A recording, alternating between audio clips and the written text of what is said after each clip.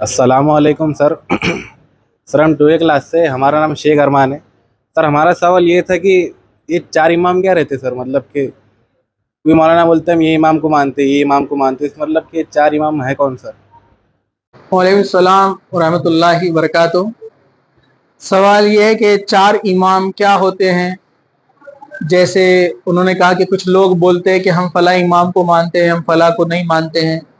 4 अलग अलग ग्रोह बना लिए गए हैं दीन के अंदर। तो इसकी रियलिटी क्या है, इसकी हकीकत क्या है? तो सबसे पहले मैं आपको बताऊं, इमाम 4 नहीं है, मशहूर 4 हुए। इमाम अबू हनीफा, इमाम मालिक, इमाम शाफई, इमाम अहमद इब्न हम्बल। 4 लोग। नंबर 1 पर इमाम मालिक आते हैं, इनका दौर पहले का है, ये मदीना के थे। इमाम अबू हनीफा इराक कूफा के थे। फिर इमाम शाफई और इमाम अहमद अरब के थे। इनका किसी न किसी का आपस में मुलाकातें भी हुई है। सबसे ज्यादा करीब जो सहाबा के रहे वो इमाम मालिक है, क्योंकि उनकी किताब है मुअत्ता इमाम मालिक, मेरे पास मौजूद है, घर में है। लोग बोलते हैं इमाम अबू हनीफा ने भी किताब लिखी, ये बात दुरुस्त नहीं है। लोग बोलते हैं एक किताब है जो इमाम अबू हनीफा ने लिखी है, अल फिक़ा अल अकबर। लेकिन मैं आपको बताऊं, अल फिक़ा अल अकबर सिर्फ 5 सफ़ों की किताब है, उसमें कुछ भी डिटेल्स ज्यादा नहीं है, ईमानियात के ऊपर है। हाँ, इमाम अबू हनीफा के 2 शागिर्द है जो मशहूर हुए, इमाम अबू यूसुफ और इमाम मोहम्मद। ये भी इमाम है, इनको क्यों काउंट नहीं करते लोग? ये इमाम अबू हनीफा के शागिर्द है। और आपको पता है वो दोनों का भी आपस में इख्तिलाफ है। इमाम मोहम्मद रफ़ा दैन करते थे, आमीन भी बोलते थे जोर से। ये इमाम अबू हनीफा की शागिर्द है, हालांकि डायरेक्ट स्टूडेंट है। अब उन्होंने कैसे अपने उस्ताद के अगेंस्ट में जाते थे? क्योंकि ये जो इमाम थे ये हमारे जैसा लड़ते नहीं थे जैसे हम लोग लड़ते हैं यहाँ पर। वो भी मैं आपको बताता हूँ ऐसा क्यों करते थे ये। उसके बाद इमाम शाफई आए, फिर उसके बाद इमाम अहमद इब्न हम्बल, ये मशहूर हुए। फिर इस तरह इमाम औज़ाई भी है, इमाम हाकिम है, इसी तरह जो है इमाम सोती है, इसी तरह जो है इमाम जो है नाम भूल गया मैं, बहुत सारे हैं इमाम हैं, लिस्ट बना सकते हैं हम पूरी एक। 4 ज्यादा मशहूर हुए। ये चारों के स्कूल्स ऑफ थॉट जिसको बोलते हैं, स्कूल ऑफ थॉट मतलब जो उन्होंने एक सिलेबस बनाया, उस पर उन्होंने मेहनत ज्यादा की, लोगों तक ज्यादा बातें पहुंची। दरअसल हुआ क्या, इमाम मालिक और इमाम अबू हनीफा का जो टाइम है वो 80 हिजरी के आसपास है। यानी अल्लाह के रसूल ने हिजरत की मक्का से मदीना, वो 1 हिजरी थी। उसके बाद आप 23 साल, माफ कीजिएगा 13 साल आप जिंदा रहे, 11 साल कुछ आसपास। उसके बाद आपका इंतकाल हो गया। यानी अल्लाह के रसूल के इंतकाल के तकरीबन 65-70 साल बाद इनकी पैदाइश हुई। फिर बड़े होने के लिए उम्र, जवान होने के लिए 20 साल लगी होंगी ना। मतलब तकरीबन इमाम अबू हनीफा जब तक जवान हुए तब तक सहाबा मौजूद नहीं थे। 100 हिजरी तक जो डेट पहुंच चुकी थी। मैं गलत भी हो सकता हूँ, थोड़ा आगे पीछे हो सकता है, क्योंकि मैंने अभी टच में नहीं हूँ, रेफरेंसेस मुझे याद नहीं है। लेकिन जो मुख्तसर सा मैं आपको बयान कर दूं सवाल के जवाब के अंदर, अल्लाह के रसूल सल्लल्लाहु अलैहि वसल्लम ने फरमाया मेरे सहाबा का जमाना 100 साल का है। यानी अल्लाह के रसूल ने जब फरमाया था उसके बाद से आपने कहा कि 100 साल तक सहाबा जिंदा रहेंगे। यानी 110 हिजरी तक सहाबा जिंदा रहे, उसके बाद कोई सहाबी जिंदा नहीं रहा। मतलब कुछ सहाबा उस वक्त थे जिनसे मुलाकात हुई इमाम मालिक की, क्योंकि इमाम मालिक मदीना में रहने वाले थे। लेकिन इमाम अबू हनीफा मक्का, माफ कीजिएगा, कूफा इराक में रहने वाले थे। इसमें इख्तिलाफ है कि किसी सहाबी से मिले या नहीं मिले। कुछ लोग गुलू में बहुत ज्यादा तारीफ बोलते हैं, इसको गुलू मतलब एक्सेस, जिसको क्या बोलते हैं, एग्जैजुरेशन। एग्जैजुरेशन में क्या बोलते हैं कि इमाम अबू हनीफा ने 500 सहाबा से तालीम हासिल की।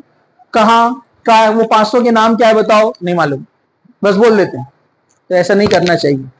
अब मैं चारों का कौल आपको बताता हूं, क्योंकि दौर ऐसा था, मुसलमान कश्मकश में थे। हम कभी वक्त मिला तो देखेंगे। हजरत उमर की जब शहादत होती है उसके बाद फितने फैलना शुरू हो गए।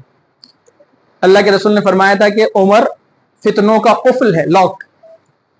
जब तक उमर जिंदा है फितने नहीं जन्मेंगे नहीं, पनपेंगे नहीं। और वैसे ही हुआ। एक सहाबी हजरत उमर को जब खंजर मारा गया, हमने पढ़ा ना सीरत में, फेरोज लुलू ने जो उनको कत्ल के लिए शहीद किया, तो एक सहाबी आया, खुशखबरी है अमीरुल मोमिनीन, अल्लाह के रसूल सल्लल्लाहु अलैहि वसल्लम ने फरमाया था कि उमर फितनों का कुफल है। حضرت عمر نے ایک وقت پوچھا تھا کہ اس قفل کو توڑا جائے گا یا کھولا جائے گا. توڑا جائے گا مطلب شہادت, اور کھولا جائے گا مطلب کمپرومائز کر لیں گے وہ. تو کہا کہ نہیں, اللہ کے رسول نے فرمایا تھا کہ اس قفل کو توڑا جائے گا. تو حضرت عمر خوش ہو گئے تھے کہ شہادت کی موت ملنے والی ہے, اور ان کو مدینہ کے اندر شہادت ملی. بہت بڑی خوش قسمتی کی بات تھی. مدینہ میں موت, جنت کی بشارت, پھر شہادت کی موت, اس سے بڑا اجر.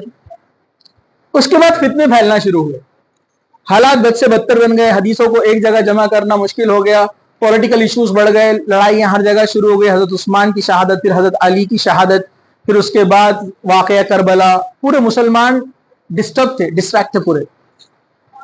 اس ٹائم میں ایک جگہ پوری حدیثوں کو جمع کرنا ممکن نہیں تھا, تو جس کے پاس جتنا علم تھا اس کے مطابق اس نے کوشش کی دین کو پھیلانے کی. چاروں اماموں نے بھی پوری کوشش کی دین کو پھیلانے کے لیے. ان کے پاس جتنا نالج تھا, جتنی حدیثی تھی, لوگ سوال کے لیے آتے تو اس کو جواب دیتے. اگر لوگ ایسا سوال کرتے جو حدیث میں موجود ان کے پاس نہیں ہے کلیکشن میں, تو وہ کیا کہتے ہیں, فلا فلا مسئلے کو لاجیکلی بولتے تھے, اس کو مسئلہ ایسا حل کر لو, فتوا دے دیتے تھے. لیکن کیا بولتے تھے کہ ابھی ہمارے پاس اس کے تعلق سے قرآن اور حدیث میں کوئی جواب نہیں ہے, تو ہم اپنے قیاس سے, مطلب اپنے لاجک سے ہم بول رہے ہیں آپ کو کہ ایسا ایسا کر لو, لیکن ان فیوچر تم کو اگر کوئی حدیث مل جائے اس ایشو سے ریلیٹڈ, تو تم میری بات کو چھوڑ دینا اور حدیث پر عمل کرنا. ہر امام یہی کہتا تھا. امام ابو حنیفہ تو بولتے ہیں اگر میں آج فتوا دیتا ہوں کل واپس بھی لے سکتا ہوں. اگر میں کوئی فتوا دوں اور کسی بندے کو اس کے تعلق سے کوئی صحیح حدیث مل جائے تو میرے فتوے کو دیوار پہ مار دینا. امام احمد ابن حنبل فرماتے ہیں ایک بار کہ کسی انسان کی بات لی بھی جا سکتی ہے اور چھوڑی بھی جا سکتی ہے, چاہے امام مالک ہو, امام ابو حنیفہ ہو, امام شافعی ہو, یا میں ہوں, کوئی بھی رہو, کسی کی بات لی بھی جا سکتی ہے اور چھوڑی بھی جا سکتی ہے سوائے محمد رسول اللہ صلی اللہ علیہ وسلم کے. تو کہا کہ جب تمہیں کوئی صحیح حدیث مل جائے صحیح ریسورسز سے تو ہماری بات کو نہیں ماننا, اس کو چھوڑ دینا, ورنہ قیامت کے دن آپ یہ نہیں بول سکتے کہ امام صاحب نے ہم کو ایسا بولے تھے اس لیے ہم نے ایسا کرے. تو امام احمد ابن حنبل فرماتے ہیں قیامت کے دن میں بری ہوں اللہ کے سامنے, میں تو بول دوں گا میں نے ایسے کہا تھا, پبلک نہیں مانی تو ہم کیا کر سکتے. چاروں امام نے یہ ایک بات کہی. لیکن جیسے زمانہ گزرتے گیا, ڈسٹریکشن بڑھتا گیا, یہودی اور مشرک اور دوسرے مجوسیوں کی طاقتیں بڑھتی گئی, اسلامک ایمپائر ایک طرف پھیل رہا ہے, دوسری طرف لڑائی جھگڑے چل رہے ہیں, تو بہت ہی ڈسٹرب والا ماحول تھا. کچھ جگہ حالات اچھے تھے, کچھ جگہ نہیں تھے, تو ایک جگہ پورے جمع نہیں ہو پائے. سب سے زیادہ حدیثوں کا جو کلیکشن کیا وہ امام احمد ابن حنبل نے کیا. اس لیے آپ دیکھیں گے حنبلی مسلک والے جو لوگ ہوتے ہیں یہ زیادہ تر حدیث کے قریب ہوتے ہیں. آپ دیکھیے وہ ہاتھ اوپر باندھیں گے, رفع یدین بھی کریں گے, سورہ فاتحہ پڑھیں گے.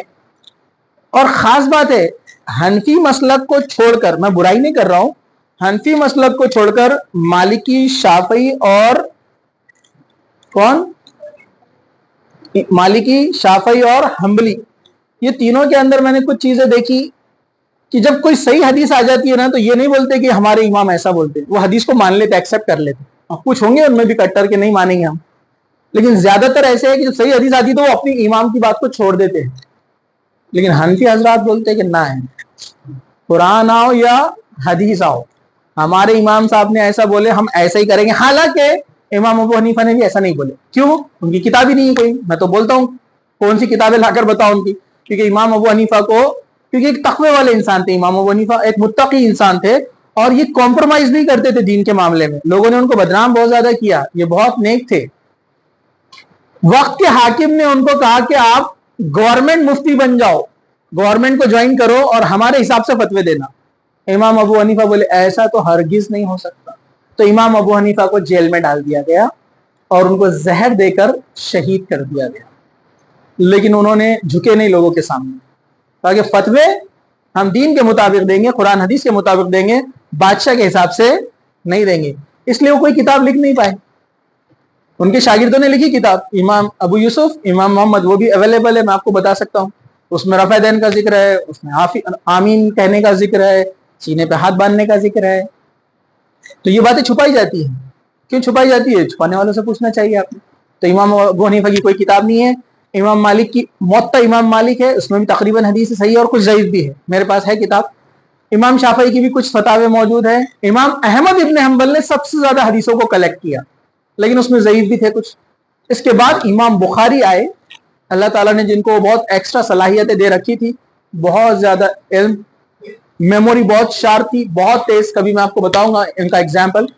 उन्होंने बहुत अच्छे रूल्स बनाए कि हदीस जिससे ली जा रही है उसका पूरा कैरेक्टर वेरिफिकेशन होगा, जैसा बैंक वाले करते हैं ना। तो कहा कि कैरेक्टर वेरिफिकेशन, जो हदीस बयान कर रहा है उसने कभी झूठ बोला, उसकी नस्लों में किसी ने झूठ बोला, जिससे हदीस लिया उससे मिला कि नहीं मिला, कौन सी डेट में मिला, पूरा डेटा है उनके पास। और तमाम मुहद्दिसीन ने तारीफ की इमाम बुखारी की। इमाम बुखारी ने जो हदीसों की शर्तें लगाई हदीसों को जमा करने की, वैसी शर्तें किसी ने भी नहीं लगाई। लेकिन इमाम बुखारी के स्टूडेंट है इमाम मुस्लिम, वो उनसे दो हाथ आगे। इमाम मुस्लिम की शराइत और स्ट्रांग है और स्ट्रिक्ट है। और इमाम बुखारी तारीफ करते थे कि मेरे से भी ज्यादा अच्छे शराइत हदीस जमा करने के इमाम मुस्लिम के, मेरे स्टूडेंट के। देखिए स्टूडेंट भी आगे निकल जाता है कभी। इसलिए जो हदीस बुखारी और मुस्लिम में कॉमन आती है इसको सबसे स्ट्रांग दर्जा 1 दिया जाता है, इसको अव्वल नंबर। दुनिया के तमाम इमाम, उलमा, बड़े शेख सब एक्सेप्ट करते हैं कि जो हदीस बुखारी और मुस्लिम में आ जाए, नो डाउट। कुछ लोग शक करते हैं, कैसे करते हैं वो आपको बाद में बताऊंगा। कहाँ का वो अहले कुरान लोग जो है, जो हदीसों को नहीं मानते, कैसे वो आपके अकीदे को खराब करने की कोशिश करते हैं, मैं आपको बताऊंगा कभी। लेकिन तकरीबन उलमा का कहना है कि बुखारी मुस्लिम में जो हदीस आती है उसमें कोई डाउट नहीं किया जा सकता है, इतनी अच्छी शर्तें थी उनकी। तो उसके बाद जो हदीस ओनली बुखारी में आती है और जो हदीस ओनली मुस्लिम में आती है उसको 3rd नंबर। फिर उसके बाद अबू दाऊद है, इमाम अबू दाऊद, तिरमिजी, इब्न माजा, निसाई। इनको कुतुब सित्ता कहा जाता है, 6 किताबें। ये 6 किताबें खास क्यों हैं? क्योंकि ये 6 किताबों में पहली बार शरायत लगाई गई कि हदीस किसी से भी नहीं ली जाएंगी, जिससे हदीस ली जा रही है उसका पूरा वेरिफिकेशन, उसके कैरेक्टर का, उसकी फैमिली का, उसके खानदान का, उसकी पैदाइश से लेकर मौत, पूरा वेरिफिकेशन लिया जाएगा उसका, जिससे हदीस ली जा रही है। इसलिए 6 किताबों को ज्यादा बाद में कबूल किया गया, कुतुब सित्ता बोलते हैं। इसमें नंबर 1 और नंबर 2 है बुखारी और मुस्लिम। तो ये भी पूरे इमाम थे। लेकिन हुआ ये कि 600 सेंचुरी के बाद जो है, मतलब हिजरी के बाद में, जो खलीफा थे मिस्र के और इराक के, इन्होंने हनफी स्कूल ऑफ थॉट को फॉलो करना शुरू किया कि हम इमाम अबू हनीफा के जो है उसको फॉलो करेंगे। आसानियां ज्यादा थी उसमें, ठीक है, टेंशन नहीं था। फिर फतावे लिखे जाते थे, उसमें बहुत सारी तब्दीलियां भी हुई। हम किसी पे इल्जाम नहीं लगा रहे, गलती करने वालों ने गलती की, अच्छे लोग उनमें भी मौजूद थे। तो ये 2 बड़े बड़े मुल्कों ने जब हनफियत को फॉलो करना शुरू किया तो हनफी लोगों की तादाद ज्यादा बढ़ गई। क्यों?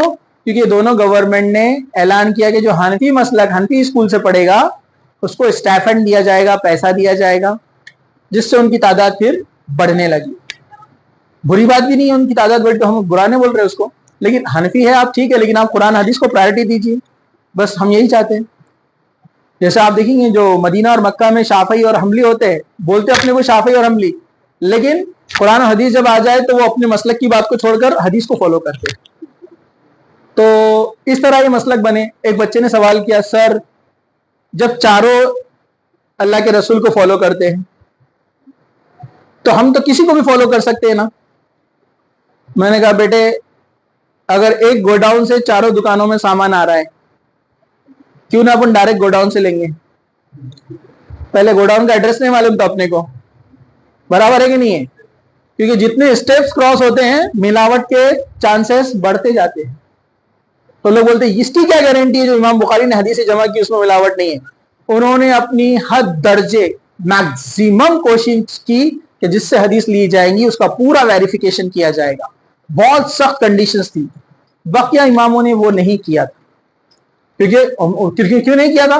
हालांकि वो बड़े इमाम है, बेशक उनका मुकाम और मर्तबा ऊंचा है, हम उनको बुरा नहीं बोलते, लेकिन उस जमाने में सोर्सेस ही अवेलेबल नहीं थे, हालात ही वैसे नहीं थे। तो ये मुख्तसर सा मैंने आपको बताया कि 4 दुकानों पे जाने से अच्छा है कि डायरेक्ट गोडाउन पे से जाकर ले लो, डायरेक्ट प्योर माल मिलेगा ना आपको, बराबर है कि नहीं? अच्छा ठीक है, अगर चारों ये कहते हैं कि चारों हक है, चारों क्या बोलते हैं? चारों हक है, लेकिन अगर मैं इधर से हट कर इधर आए तो क्या बोलते हैं? तुम गुमराह हो गए। हाँ, चारों राइट है और तुम इधर से इधर आए तो तुम गुमराह हो गए, ये कैसी बात है? मतलब वो गलत है। तो क्या बोलते? नहीं, वो गलत नहीं है। तो फिर कौन गलत है? कोई भी गलत नहीं है। फिर हम उधर गए तो क्या होता? तुम गुमराह हो जाते। क्यों गुमराह होते? क्या वो गलत है? नहीं, वो गलत नहीं है। फिर सही कौन है? चारों सही। تو پھر ہم ان کے پاس گئے تو کیا ہوتا؟ گمراہ ہو جاتے. یہ ایسے سوال کے جواب دیتے سب کے یہی سوال کے جواب ہے. چاروں حق بولنے والے. ایک زمانہ ایسا تھا خانہ کعبہ میں اتنی لڑائیاں چلی, آپ کو پتا ہے 4 الگ الگ مصلی ہوتے تھے مکہ میں, 4 الگ الگ امام کھڑے ہوتے تھے. شافعی حنفی کے پیچھے نہیں پڑتا تھا, حنفی شافعی کے پیچھے نہیں پڑتا تھا. یہ حالات تھے. تو چاروں صحیح نہیں ہے. چاروں نے خوب لڑا آپس میں. چاروں اماموں نے نہیں لڑا, ان کے ماننے والوں نے لڑا کہ ہم صحیح تم غلط, اور اسٹیج سے بولتے ہیں چاروں صحیح, پھر میں ادھر گیا تو گمراہ ہو جاتا. سب سے بیسٹ ہے قرآن اور صحیح حدیث. ہاں بولیے میں حنفی ہے ملنا, لیکن میں قرآن اور حدیث کو فالو کرتا ہوں. میں شافعی ہے لیکن میں قرآن, مطلب میرے والد مسئلہ کی میرے والد شافعی تھے, دادا شافعی تھے, لیکن میں قرآن حدیث کو فالو کرتا ہوں. ایسا رویہ بنائیے آپ, سچائی کو قبول کرنے کی آپ خود بخود آپ کے اندر طاقت آ جائے گی. تو یہ مختصر سا میں نے بیان کیا آپ کو. واللہ عالم, کچھ غلطی ہو سکتی ہے بولنے میں میرے, اس کے لیے میں معافی چاہتا ہوں, لیکن ایک سمپل سا خاکہ میں نے کھینچا. کبھی انشاءاللہ وقت ملا تو ڈیٹیل میں آپ کو بتائیں گے. جی